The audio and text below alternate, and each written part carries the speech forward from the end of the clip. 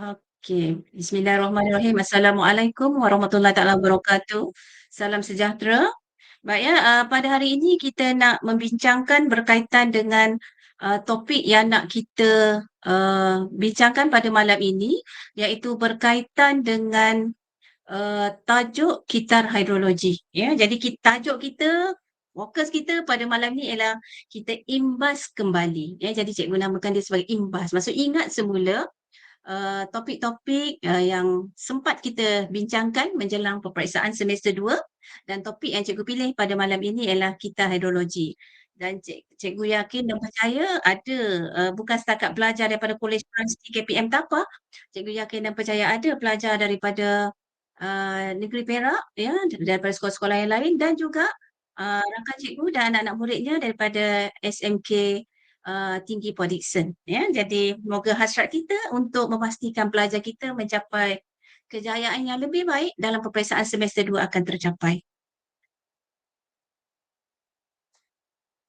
Baik ya, jadi dalam kitar hidrologi ni, ya, dari dulu lagi cikgu dah tekankan bahawa bila kita nak mengulang kaji pelajaran, bila kita nak belajar topik, berkaitan dengan, geografi ini, ya, paling penting kamu mestilah mengetahui dari segi sukatan pelajaran. Kalau panduan ini kamu tidak gunakan, kamu seolah-olah, orang buta yang berjalan tanpa tongkat. Ya, jadi kamu akan teraba-raba, di manakah, yang kita nak pegang. Ya, apa yang kita nak pegang, apa yang perlu kita ketahui dan apa yang perlu kita kuasai. Jadi dalam, tajuk kitar hidrologi kita pada malam ini, jadi kamu yang ada di hadapan saya seharusnya dapat menghuraikan konsep kitaran hidrologi. Menghuraikan konsep kitaran hidrologi, apa itu kitaran hidrologi. Yang kedua, ya, kamu boleh menghuraikan proses mendata dalam kitaran hidrologi. Itu objektif yang perlu dicapai dalam topik kitaran hidrologi. Dan yang ketiga, kamu dapat menghuraikan proses menegak kitaran hidrologi. Dan yang terakhir dalam subtopik ini, kamu boleh menghuraikan konsep keberkesanan kerpasan dan faktor yang mempengaruhinya.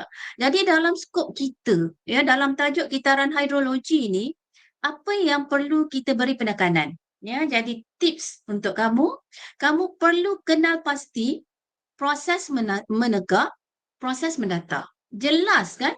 Dalam sukatan kita ni yang kedua dan yang ketiga menghuraikan proses mendata, menghuraikan proses menegak. Jadi tips yang perlu kamu akur, yang perlu kamu ikuti ialah kamu mesti boleh kenal pasti yang mana satu proses mendata, yang mana satu proses menegak. Kegagalan dalam mengenal pasti proses mendata ataupun proses menegak menyebabkan kamu akan kehilangan keseluruhan markah. Dalam topik kitaran hidrologi ni, dia adalah topik yang sering kali kita beri penekanan seawal semester 1. Jadi adalah rugi kalau kamu tidak boleh menguasai topik ini sepenuhnya. Baik, yang kedua, bila dah kenal pasti yang mana satu proses menegak, yang mana satu proses mendata, maka kamu mesti bolehlah memahami turutan dalam proses kitar hidrologi. Walaupun kita tahu proses kitaran hidrologi ini boleh bermula di mana-mana, tetapi turutan itu dalam satu-satu proses perlulah kamu fahami dengan betul, barulah satu-satu proses itu akan terjadi. Contohnya kita nak cerita tentang hujan. Ya, salah satu daripada proses yang ada dalam kitaran hidrologi. Tapi bagaimana dia terbentuk? Jadi penting turutan itu. Yang kedua, kalau kita nak bincangkan tentang aliran, air bawah tanah, macam mana proses pembentukannya?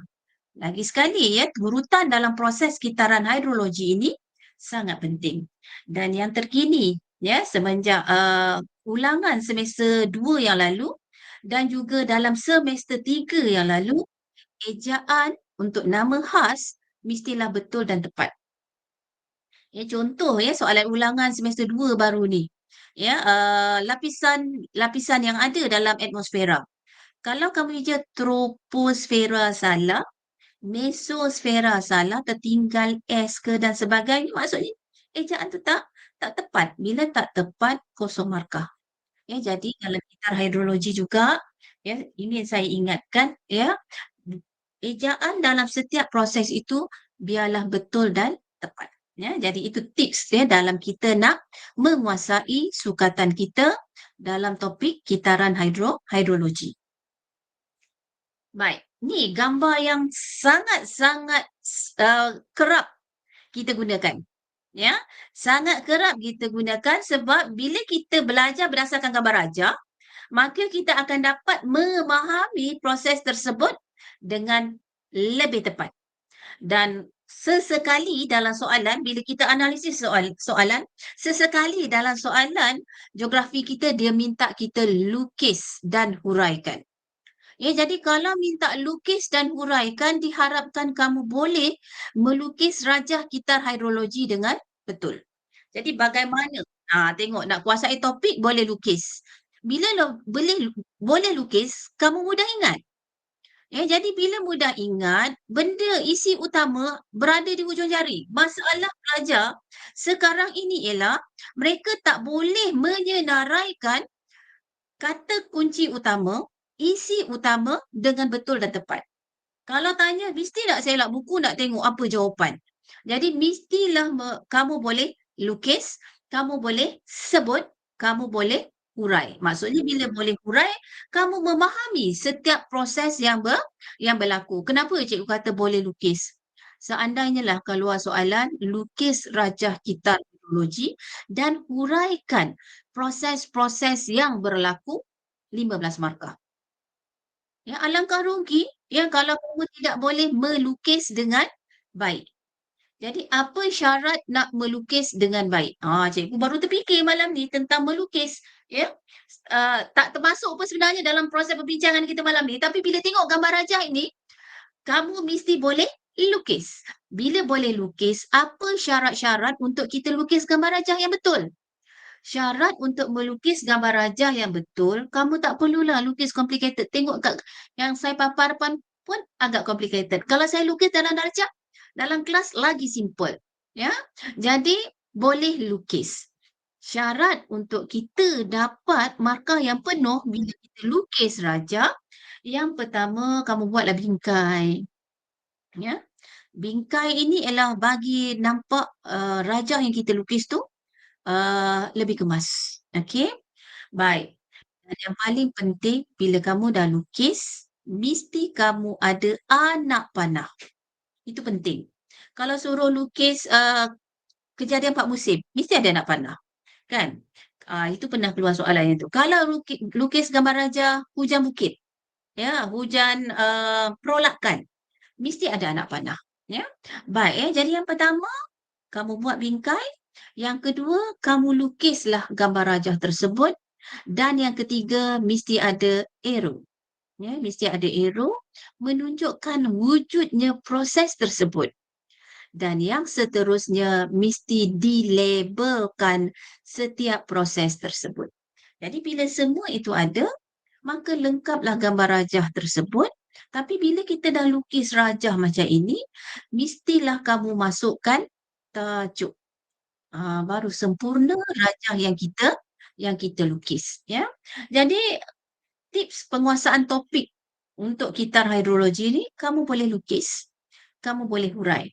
Dan setiap nama yang ada perlulah dieja dengan betul dan tepat. Kalau kita tengok kat sini, yang biasa pelajar selalu hilang markah, dia tulis alir lintang sahaja. Sebenarnya nama khasnya ialah alir lintang atmosfera. Jadi salah sebut, salah tulis, tak ada markah. Ya, tak ada markah. Yang lain tu biasa, ya, sejatan, ya, ada air laut, ada matahari, ada sejatan, proses pemeluapan, alir lintang, terbentuknya awan, awan ditolak, ya, awan dah tepung, turun sebagai kerpasan, adanya cegatan silara. Ya, tadi dah tengok dah gambar rajah ni. Tak perasan pula tak ada cegatan silara. Ya, ada cegatan silara.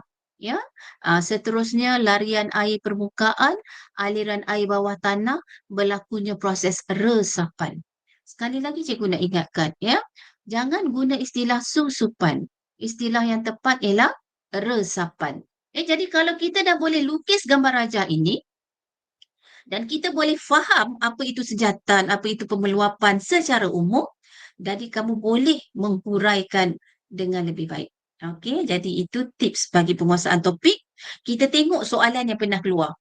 Baik, okey, kamu pun tengok, alah soalan ni baru keluar 2021, tak naklah baca, jangan. Ya, dalam geografi STPM, dia boleh keluar berturut-turut. Tak ada masalah pun dia nak tanya berturut-turut. Ini STPM 2021, 9 markah, maksudnya ini adalah dalam soalan struktur. Uraikan 3 proses mendata. Itu yang tadi penting kena kenal, yang mana satu mendata, yang mana satu menegak. Kita tengok pada arrow. Pada anak panah yang kita lukis tadi, ya, kalau anak panah itu menegaklah. Kalau dia mendata, ya tak kisahlah dia turun secara curam ke, asalkan dia mendata, maka itu adalah proses mendata. Kita ada 3 je proses mendata. Ya, jadi bagaimana kita nak jawab soalan ini? Bagaimana nak jawab? Ya, 3 proses mendata. Bila sebut proses mendata, sepatutnya mesti betul dan tepat. Kalau kamu tak hafal tadi, kamu tak boleh jawab soalan ini dengan baik. 3 proses, 9 markah. Maksudnya 3 isi, 3 markah. Kamu tengok tips yang cikgu bagi kat sini. Huraikan 3 proses mendata. Bila soalan kita nanti yang keluar, proses. Ya, bukan setakat bagaimanakah sahaja yang membawa 3 markah. Tapi kalau soalan kita ada perkataan proses, maka jawapan kita akan membawa 1 isi 3 markah. 3 isi 9 markah. Jadi bagaimana nak jawab soalan proses? Apa yang kita nak cerita? Jadi soalan proses, cara menjawabnya juga hampir sama dengan soalan bagaimana kita nak menjawab soalan bentuk bagaimanakah. Ada isi, mesti ada proses bagaimana ianya berlaku dan kesan apa yang terjadi dalam kitar hidrologi tersebut. Jadi dalam proses mendata kita ada 3. Kita ada 3 je. Ya, proses mendata ada 3, iaitu larian air permukaan, ya, larian air permukaan, aliran air bawah tanah dan alir lintang atmosfera. Jadi penting kita nak tahu bila dia kata huraikan proses mendata kitaran hidrologi. Jadi kamu kena tahu larian air permukaan itu apa? Larian air permukaan itu apa? Dalam satu kitaran hidrologi, apa itu larian air permukaan? Larian air permukaan ni sangat-sangat penting. Nanti kita nak belajar imbangan, kita imbas balik tajuk imbangan air positif. Banjir. Banjir akan melibatkan larian air permukaan. Kalau keluar soalan banjir kilat, dia akan juga melibatkan larian air permukaan. Ya. Jadi ini penting kamu memahami konsep apa itu larian air permukaan. Jadi huraikan proses mendata. Yang pertama larian air permukaan. Bagaimana dia berlaku? Ya, larian air permukaan ni dia berlakunya macam mana? Larian air permukaan ini berlaku apabila hujan. Dia mesti ada ejen. Ya, dia mesti ada ejen. Dalam kita menghuraikan proses, mestilah ada ejen. Kalau tak ada ejen, macam mana kita nak cerita? Ya, kalau macam ni mengalir di atas permukaan bumi, cikgu bagi kata kunci sahaja supaya kamu boleh ingat dengan cepat. Ya, last minute study kita nak imbas balik, kita hanya menggunakan kata kunci untuk daya ingatan yang lebih kuat dengan cepat. Kalau kita guna satu buku dalam kita nak mengingat apa itu larian air permukaan, nanti kita agak susah untuk menyimpan. Menyimpan memori satu buku itu sepatutnya di awal semester. Di hujung-hujung untuk kita menduduki peperiksaan, kita menggunakan kata kunci penting dan diharapkan pelajar yang ada dekat depan saya ni janganlah kamu sambung aja macam tu. Ya, jadi tulislah huraian dengan menggunakan ayat yang lebih baik setara kamu tingkatan 6. Jadi larian air permukaan tu apa? Larian air permukaan ini ialah air yang mengalir di atas permukaan bumi. Baik, kenapa dia boleh mengalir? Ada 2 sebab. Sebab yang pertama, pintasan kurang. Pintasan tu daripada mana? Cegatan silara. Kurang. Kenapa dia kurang? Sebab pokok tak ada. Larian air permukaan akan mengalir dengan laju kalau tak ada pintasan. Kalau tak ada cegatan silara. Cegatan silara itu datang daripada mana? Cegatan silara itu datangnya daripada pokok. Kalau pokok ditebang, maka pintasan akan kurang. Itu yang pertama. Ya, proses mendata itu boleh berlaku.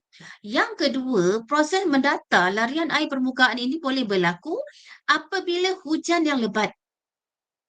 Hujan yang lebat, ya, bila resapan berlaku, tanah itu sudah tidak mampu untuk menampung air hujan. Jadi bila dia dah tepu, maka dia akan mengalir keluar sebagai larian air permukaan. Itulah dia proses. Ya, proses macam mana larian air permukaan ini terjadi. Ya, jadi saya harap pelajar jelas bagaimana kita nak terang tentang larian air permukaan dan ianya sangat penting. Sangat penting untuk tajuk-tajuk yang berkaitan dengan banjir. Ya, tajuk yang berkaitan dengan banjir kilat. Ya, okey, proses yang kedua. Aliran air bawah tanah.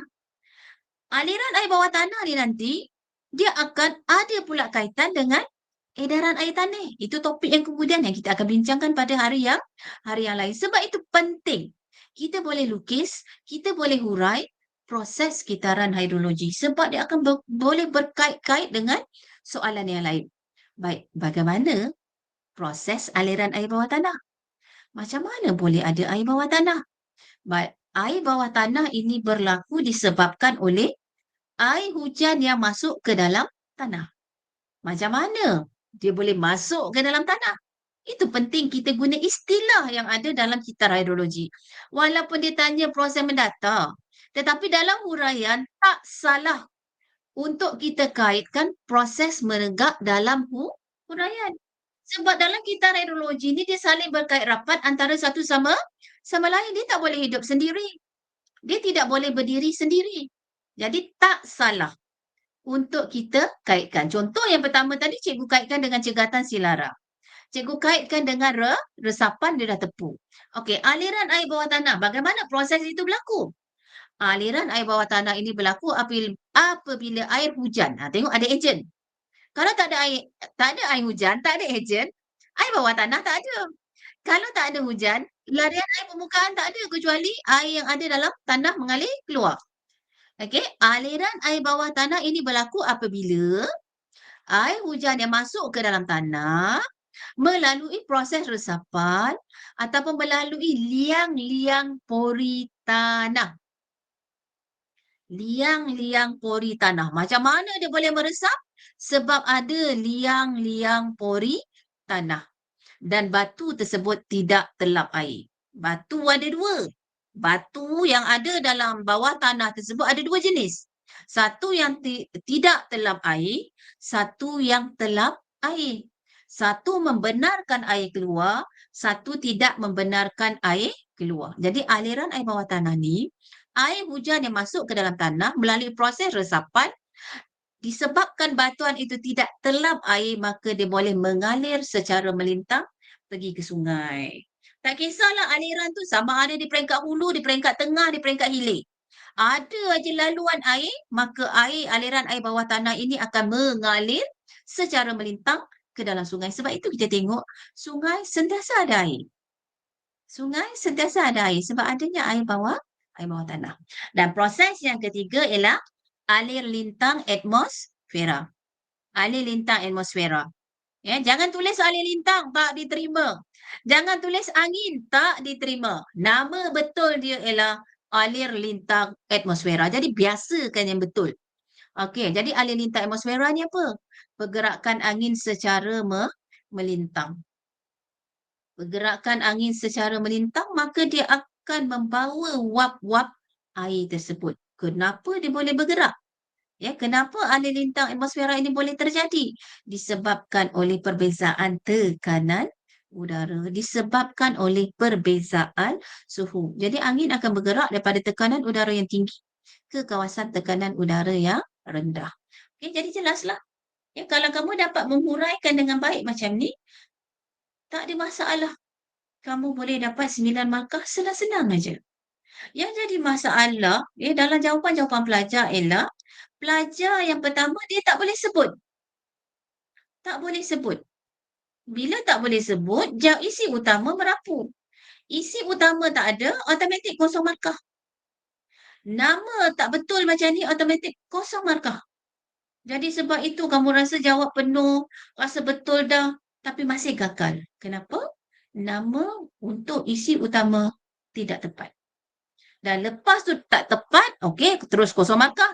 Lepas tu boleh bagi proses dengan baik, tapi huraian tidak mantap, automatik kamu dapat separuh sahaja daripada markah yang diberikan. Jadi jawablah dengan betul dan tepat dan kamu mesti yakin.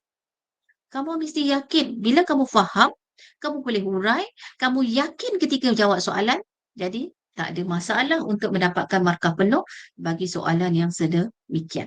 Okey, kita tengok pula soalan yang pernah keluar. Ya. STPM 2015 cikgu ambil, huraikan proses menegak. Tengok, tadi tanya mendata, yang ni tanya menegak dalam kitaran hidrologi. Ya, 13 markah. Betul ke 13 markah? Ya, kalau huraikan 12 markah saja, mungkin typo lah, cikgu. Okey, huraikan proses menegak 12 markah. Ya, soalan ganjil ni biasanya sejauh manakah bincangkan. Ya, ataupun soalan yang membawa 3 markah macam tadi. Ya.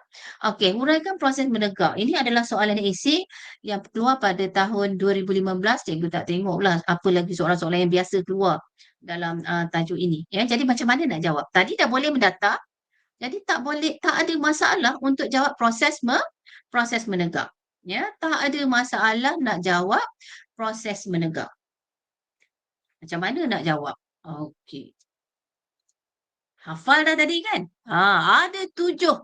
Ya, cikgu ambil 7 je. Ya, sebenarnya dia ada ada lebih kot dia. Ada lebih. Ya, jadi kita ambil 7 dan selain tips yang cikgu bagi, ingat kalau setakat 12 markah, ingat 6 sudahlah.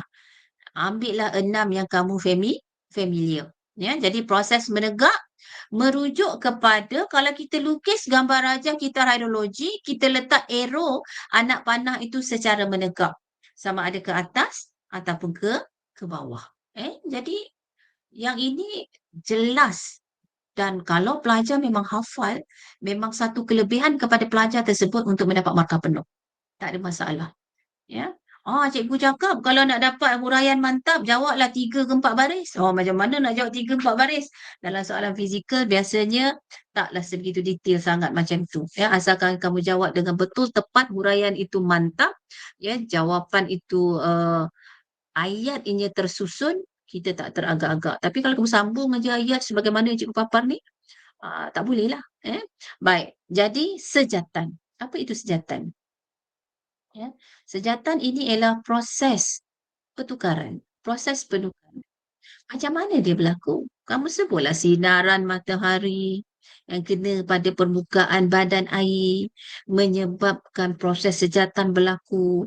Maka cecair akan bertukar kepada wap air. Cikgu bagi ringkas je perkataan kat sini. Tapi bila kita hurai, kita kena hurai lah macam mana sejatan tu berlaku. Mr. Regent. Mr. Regent, matahari, ya, bahangan matahari, permukaan badan air, proses sejatan akan berlaku, suhu yang tinggi ke, kita boleh masukkan. Menyebabkan badan air ataupun cecair akan bertukar kepada wap air. Jangan terus sejatan, proses penukaran cecair kepada wap. Apa tu? Dia mesti ada agent. Yang ni kita nak mudah ingat. Sejatan, proses pertukaran. Cecair pada wap. Tapi daripada mana datang? Daripada sinaran matahari, suhu yang tinggi, badan air. Ya? Baik, yang kedua, sejak peluhan. Sejak peluhan ni biasanya kita akan kaitkan dengan tumbuh-tumbuhan yang ada. Kan tadi lukis gambar pokok kan? Okey, jadi sejak peluhan ni dia sama. Ya, kaedahnya dengan sejatan, cuma pembebasan wap air itu datangnya daripada liang-liang stoma daun. Liang stoma daun. Ya. Jadi kalau banyak tumbuh-tumbuhan yang ada, banyaklah sejak peluhan. Kan? Ya, tengok pada tumbuh-tumbuhan tersebut ya, liang stoma ke daun ke dari segi akar dia ke, lagi banyak dia boleh menyerap air, lagi banyaklah kadar sejat peluhan boleh berlaku ya. Jadi sejat peluhan ni pembebasan uap air daripada liang stoma daun disebabkan oleh perbezaan tekanan uap pada daun lebih tinggi daripada tekanan udara yang ada di lapisan atmosfera. Ya, pemejal wapan. Pemejal wapan ni proses perubahan daripada wap air kepada bentuk pepejal. Wap air tukar kepada pepejal. Bila berlakunya perubahan tekanan, maka dia akan boleh berubah. Sebab kita dalam topik hidrologi ni, pada subtopik yang pertama ialah fasa air. Cikgu tak masuk kalau fasa air sebab benda tu simple. Fasa air, pepejal, cecair, gas. Bagaimana perubahan fasa air itu berlaku? Itu yang perubahan fasa air itu pencairan, pembekuan, pemeluapan, pemejaluapan. Perubahan itu boleh berlaku. Baik, yang keempat, pemeluapan. Dia akan terpeluap. Wap-wap air yang terampai-ampai di lapisan atmosfera ini akan terpeluap. Ya, wap air kepada bentuk cair. Dan apa proses yang seterusnya? Proses yang seterusnya akan berlakunya kerpasan. Kenapa kita sebut kerpasan? Kenapa kita tak boleh tulis hujan kat sini? Jangan tulis hujan pula kat sini. Ya, sebab nama khas ialah kerpasan. Baik, kenapa kerpasan? Kerpasan ni dia boleh turun dalam macam-macam bentuk. Ya, kerpasan boleh turun dalam macam-macam bentuk. Kalau kawasan hawa sederhana, ya, kawasan 4 musim, pada musim sejuk, kerpasan akan turun dalam bentuk salji. Kalau di negara kita Malaysia, kerpasan akan turun dalam bentuk hujan. Dan kalau awal pagi, kerpasan yang turun dalam bentuk embun, kabut. Ya? Jadi sebab itu kita menamakan proses menegak ini sebagai kerpasan. Ya? Jadi kenapa kerpasan boleh berlaku? Ya? Ya, apabila suhu itu mencapai takat embun, maka awan akan tepu. Awan tepu ni dia akan berada awan rendah, cumulus nimbus. Ya, dia akan tepu, saiznya besar, nampak berat dan akhirnya akan turun sebagai hujan. Ya. Terutamanya di kawasan tropika lembap. Ya, akan turun sebagai hujan. Baik, yang seterusnya ialah cegatan silara. Ada nama-nama dia yang lain, ada rambatang, pintasan, tapi kita sinonim dengan cegatan silara. Apa peranan dia? Apa proses dia? Ya, jadi cegatan silara ini berlaku apabila air hujan yang turun. Dia akan melalui pokok tersebut. Yang jadi peranan pokok sangat penting untuk memperlahankan air hujan. Ya, bila lapisan kanopi yang tebal, dia akan mengurangkan laju air hujan. Ya, lepas tu dia lalu kepada cabang-cabang, dahan-dahan pokok. Jadi aliran air juga akan jadi perlahan. Lepas tu dia akan lalu dekat batang pokok. Ya, pun akan memperlahankan aliran air. Begitu juga dari segi akar banih.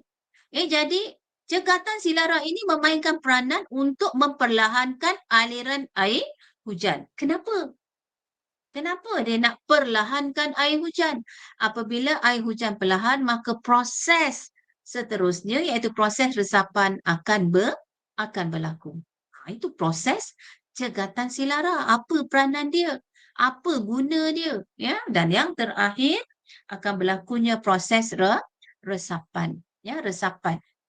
Resapan ini adalah proses susupan, ya, infiltrasi air secara menegak dalam tanah melalui liang-liang pori tanah.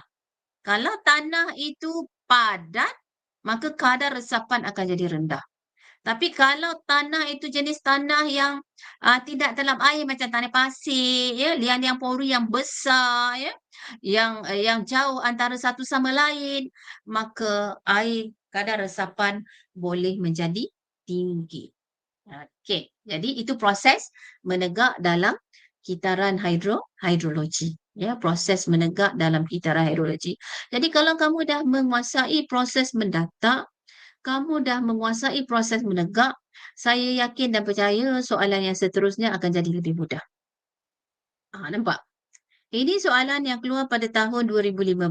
Bincangkan proses kitaran hidrologi yang terjejas akibat aktiviti manusia.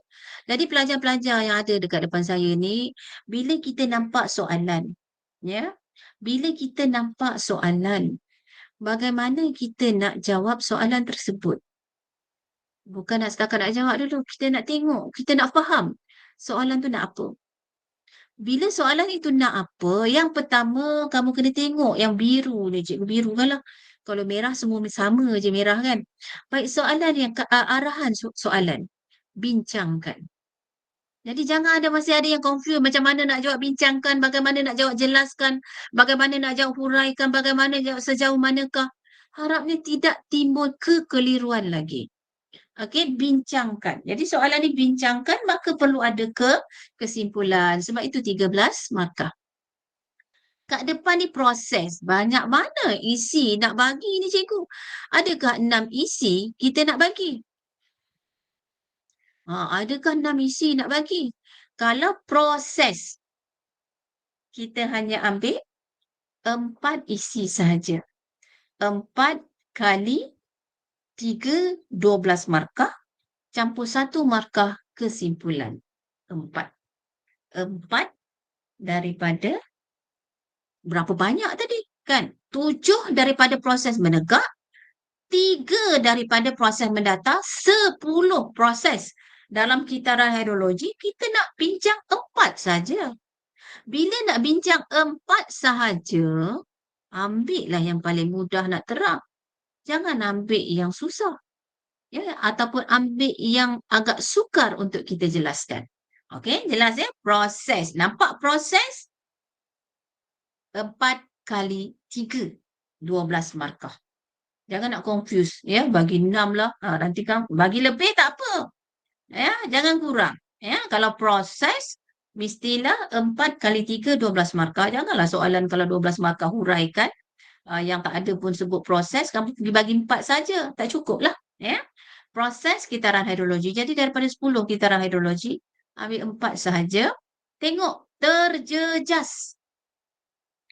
Terjejas tu apa pula? Kalau sejatan, mungkin sejatan tinggi, sejatan lingkat, ya, terpasan tinggi, ya, yang terjejas. Maksudnya di luar daripada kebiasaan, yang berpunca daripada aktiviti manusia. Jadi harapnya aktiviti manusia ni pun dah dalam tangan dah cara menjawab yang betul. Ya, dah dalam tangan cara menjawab yang betul. Jadi bila tengok agak sayanglah. Ya, agak sayanglah untuk soalan yang ada aktiviti manusia ni pelajar tidak boleh jawab dengan baik. Ya, sayang pelajar tak boleh jawab dengan baik. Soalan macam ni lah sepatutnya dapat markah penuh. Okey, jadi soalan ni minta kamu bincangkan. Isi utamanya ialah proses kitaran hidrologi.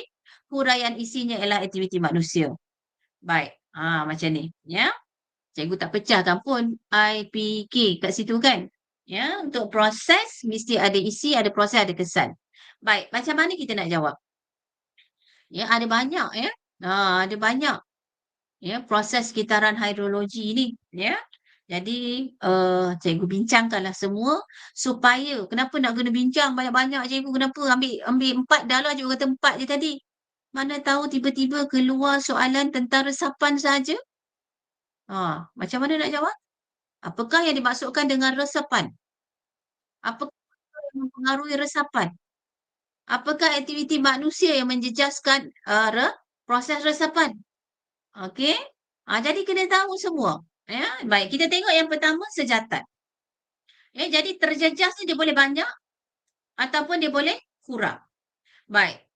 Dalam isi utama proses kitaran hidrologi. Dah hafal tadi tak ada masalah. Okey, tak ada masalah. Baik, yang dalam kata kunci huraian mestilah aktiviti manusia. Kat sini ya, kena betul-betul hurai dengan tepat. Bila kita masukkan aktiviti manusia, contoh aktiviti pembinaan, kamu mesti buat apa yang dibina. Ini cikgu jelas terus buat aktiviti pembinaan kolam. Ataupun buat aktiviti pembinaan. Ya. Badan air ataupun permukaan tanah dikorek untuk dibina kolam. Kolam apa, buat kolam ikan ke, ya, dan sebagainya. Jadi dekat situ mesti jelas. Mesti ada aktivitinya dan mesti ada kata tugas aktiviti itu apa. Dia buat apa. Okey, aktiviti pembinaan kolam.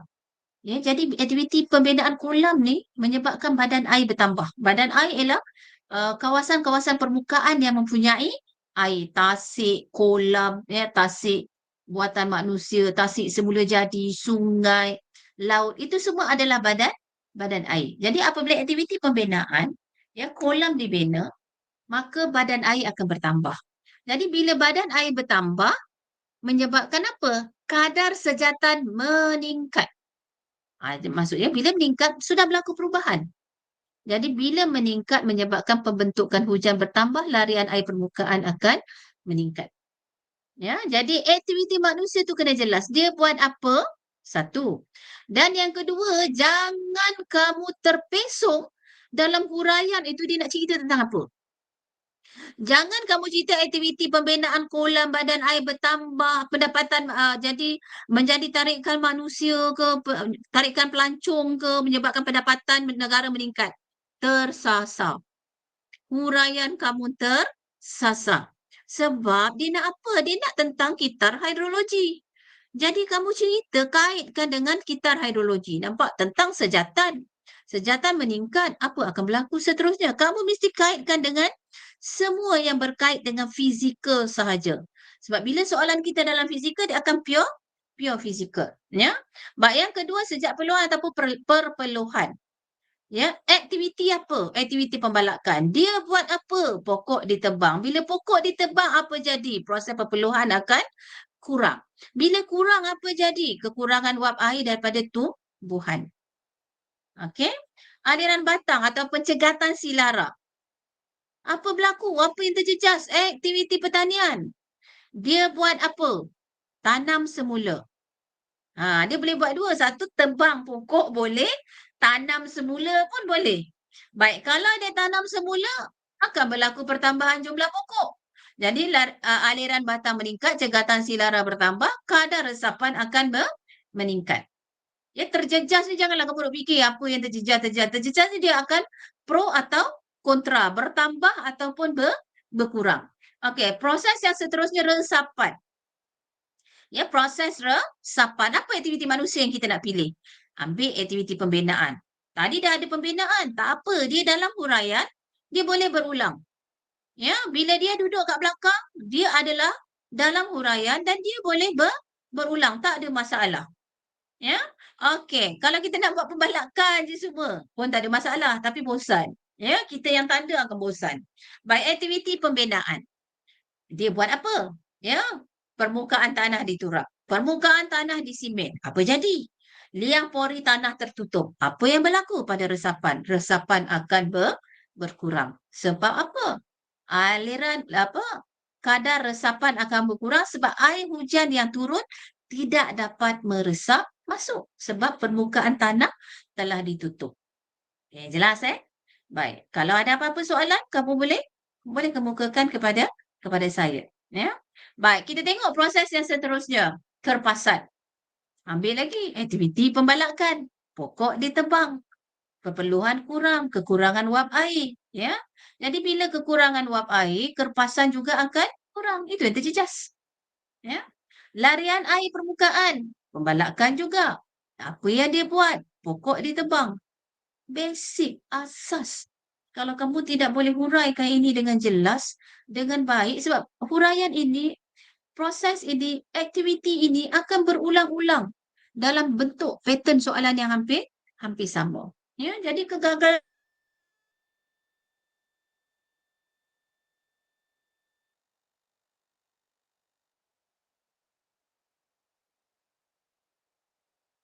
peranan pokok sebagai cegatan silara berkurang, apabila hujan turun, larian air permukaan akan meningkat.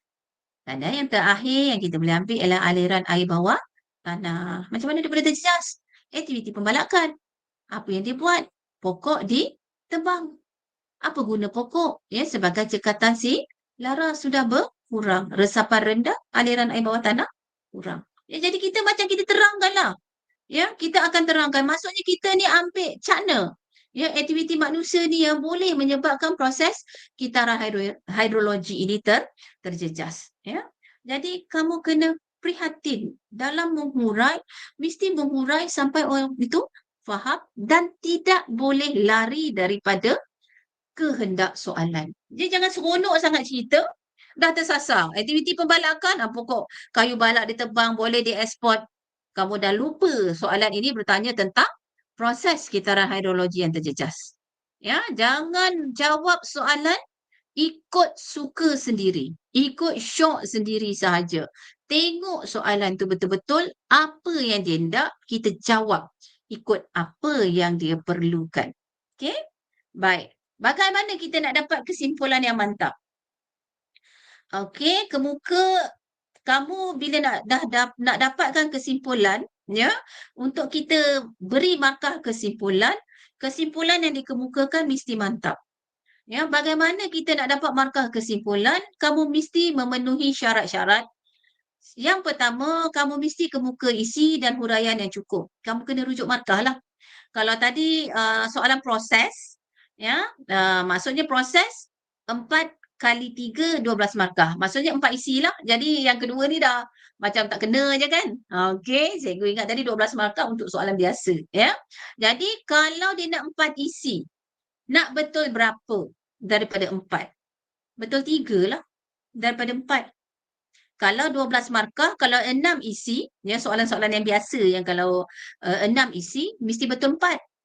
Tapi kalau 4 isi aja, nak betul berapa? Kamu mestilah betul 3 daripada 4 yang kamu berikan. Maksudnya ada 4 perenggan, kita baca kesimpulan. Kalau tak ada 4 perenggan, kita tak akan baca dah kesimpulan. Kalau soalan yang nak 6 isi, ada 6 perenggan, baru kita baca kesimpulan kalau dia betul 4. Macam tu.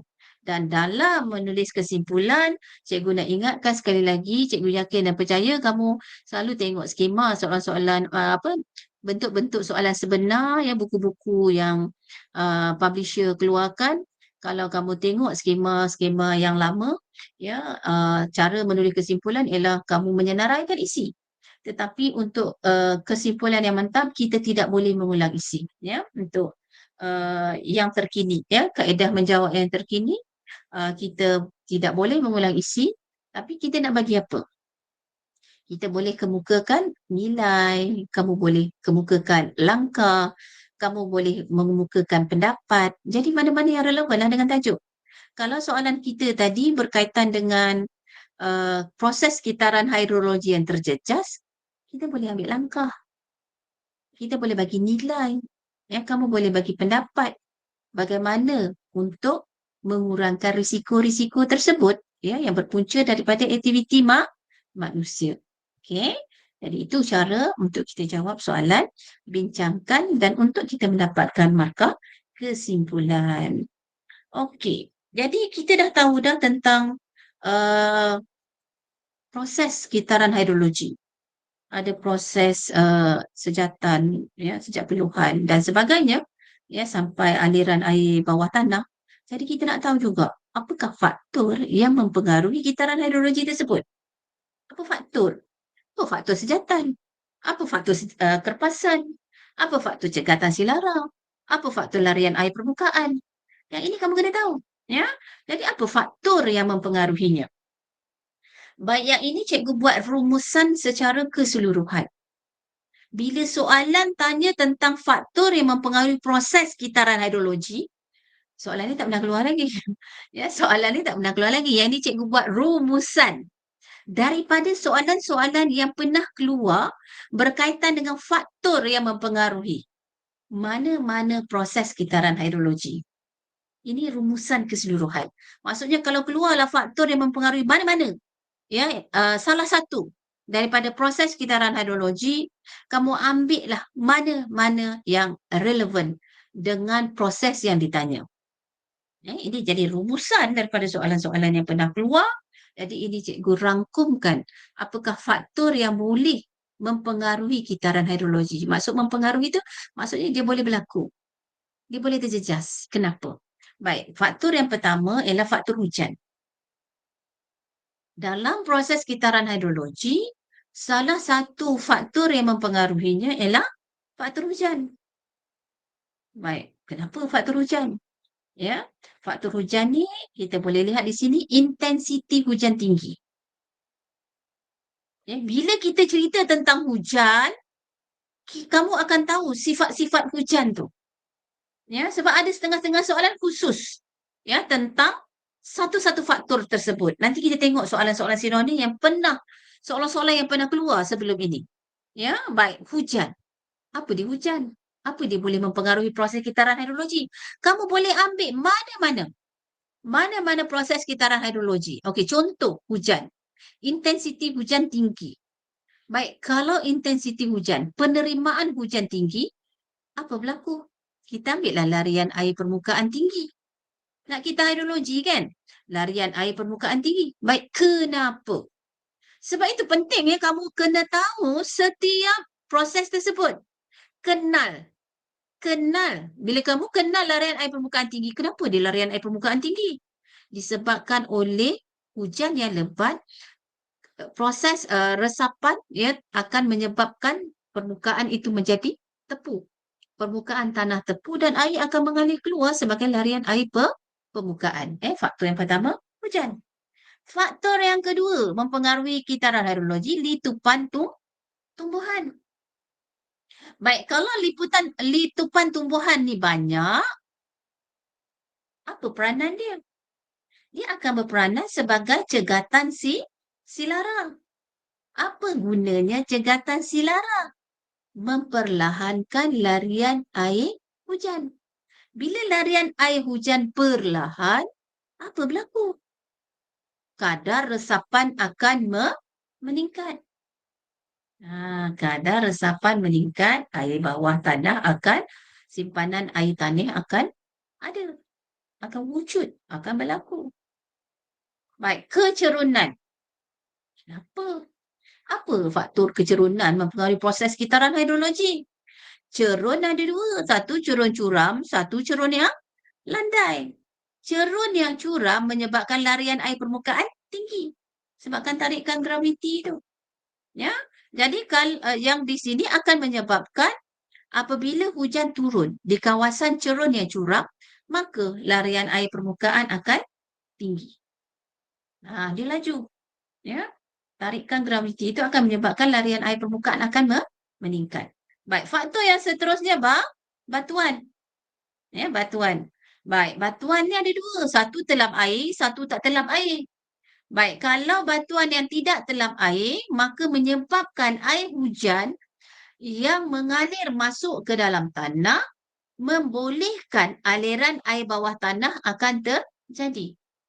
Dan air ini akan mengalir secara melintang ke sungai.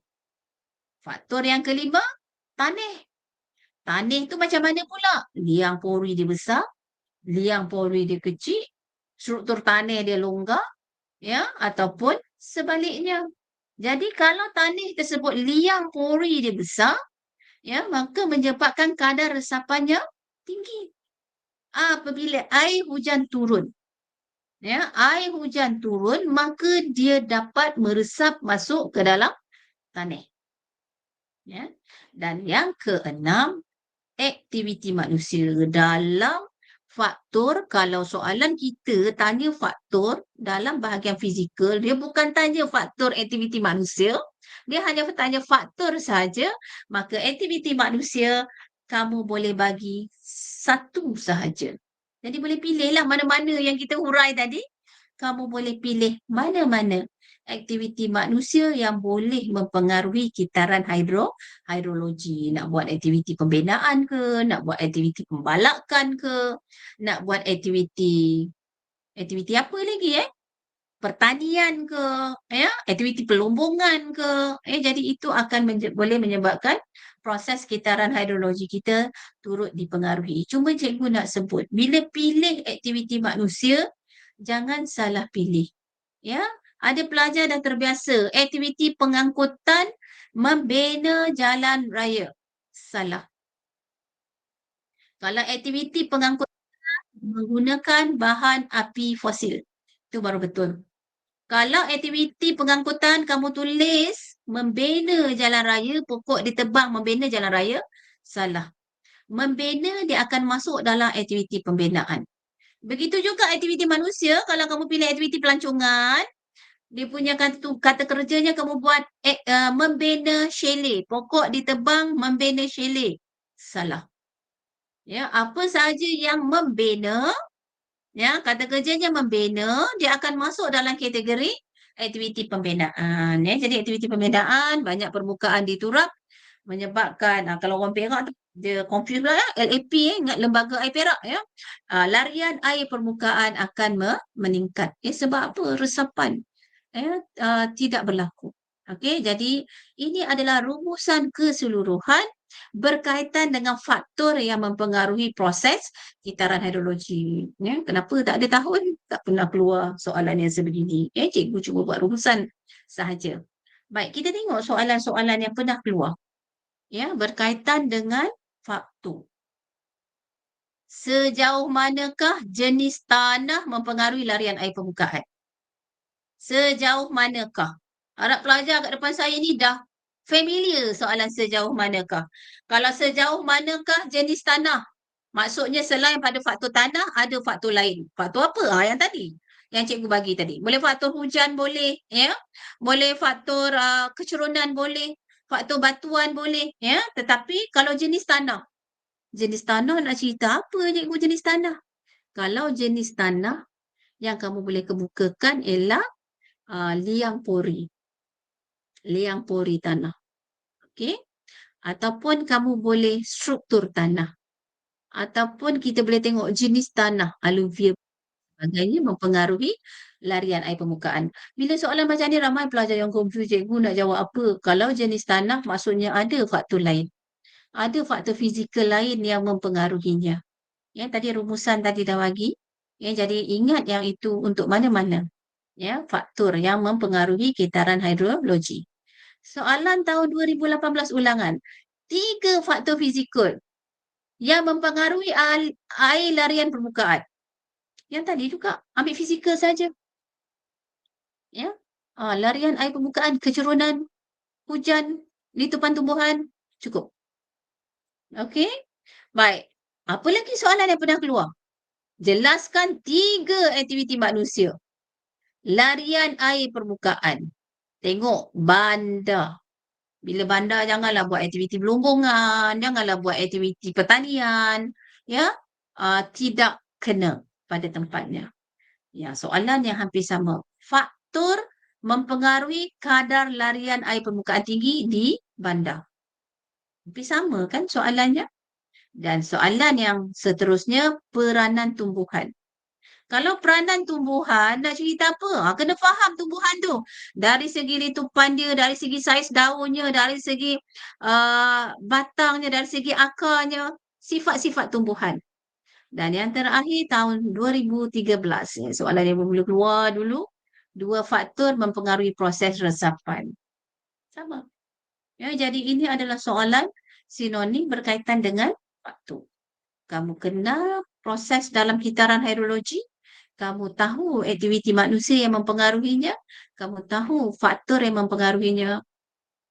InsyaAllah kamu boleh jawab soalan ini dengan baik. Janganlah panik. Kan? Bila tengok soalan ni, kamu tengok ni ya. Tengok kat belakang ni. Tapi dia punya jawapan dekat depan itu adalah rumusan daripada yang tadi. Ya. Dan dalam topik kita yang terakhir, bagi tajuk kita ini ialah berkaitan dengan keberkesanan kerpasan. Ya. Uraikan konsep keberkesanan kerpasan. Tak ada tahu, tak ada tarikh, tak ada tahun bila keluar, tak ada keluar. Yang pernah keluar, ya. Apa itu keberkesanan kerpasan? Dia merujuk kepada perbezaan kerpasan dengan sejatan. Keberkesanan.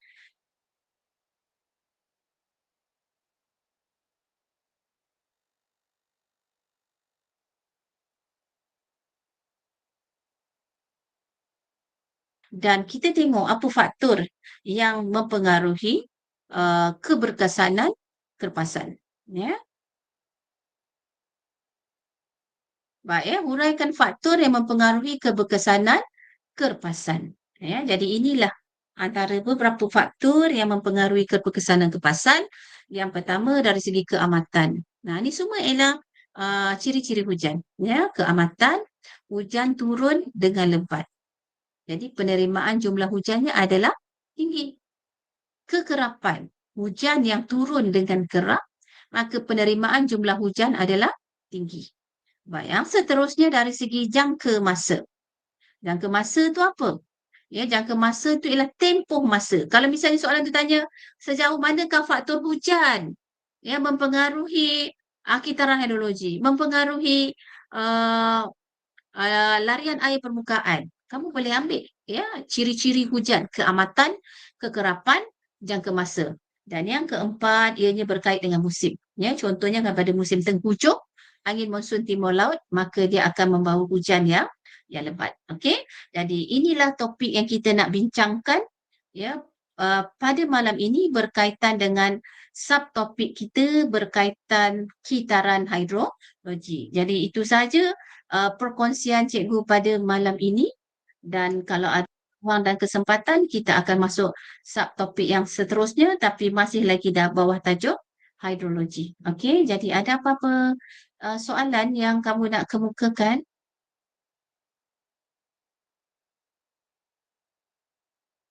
Baik, ada apa-apa soalan? Baik, kamu boleh isi Google Form yang ada sebab cikgu nak tahu kehadiran ya, kehadiran kamu pada malam ini. InsyaAllah ya kalau diberi kelapangan, kita akan jumpa lagi pada esok hari. Pada waktu yang sama, pada link yang sama insyaAllah.